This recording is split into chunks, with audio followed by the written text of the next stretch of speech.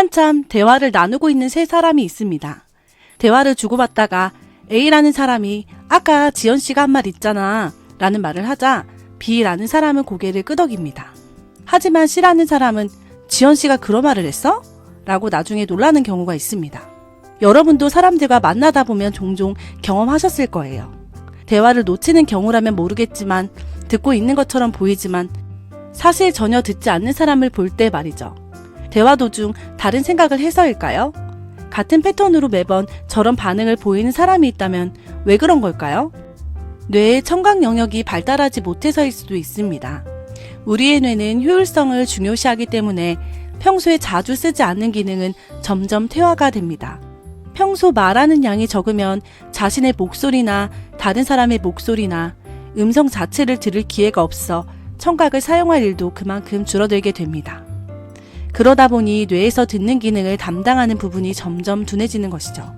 반면에 활동적인 사람은 자주 외출하거나 사람들과 교류하는 일이 많다 보니 듣는 행위를 할 기회가 많아 뇌의 청각 영역이 상당히 발달하게 됩니다. 뇌의 청각 영역은 커뮤니케이션을 통해 발달하는데 뇌에서 흡수하는 정보의 대부분은 누군가와의 대화를 통해 얻기 때문입니다. 왜 이런 말을 하는 거지? 말을 이렇게 해도 속으로는 다른 말을 하고 싶은 게 아닐까? 청각 영역이 잘 단련된 뇌는 상대의 말이 어딘가 어색한지 아닌지 상대방 말의 숨은 의도를 잘 꿰뚫어보며 민감하게 반응할 수 있게 됩니다.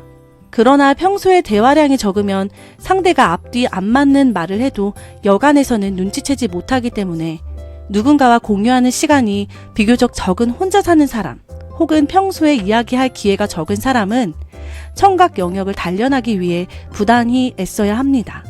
의식적으로 단련하지 않으면 뇌는 둔감해지고 간접적으로 드러나는 사소한 변화를 포착하지 못하게 되기 때문이죠. 쉽게 말해 듣는 귀가 어두워지는 것입니다. 우리의 뇌는 많은 소리 가운데 원하는 사람의 이야기나 관심사만 골라 선택적으로 들을 수 있는데요. 이러한 효과를 칵테일 파티 효과라고 합니다. 웅성거리는 카페 안에 있어도 친구가 이야기하는 목소리만 들을 수 있고 강연이 너무 지루하다며 집중하지 못하다가도 흥미로운 화제로 이야기가 바뀐 순간 뇌의 청각 영역이 반응해 의식이 또렷해지는 것을 예로 들 수 있습니다. 하지만 뇌의 청각 영역이 둔화된 사람은 이렇듯 귀에 들어와야 할 소리나 음성이 허공에서 바람처럼 흩어져 버립니다.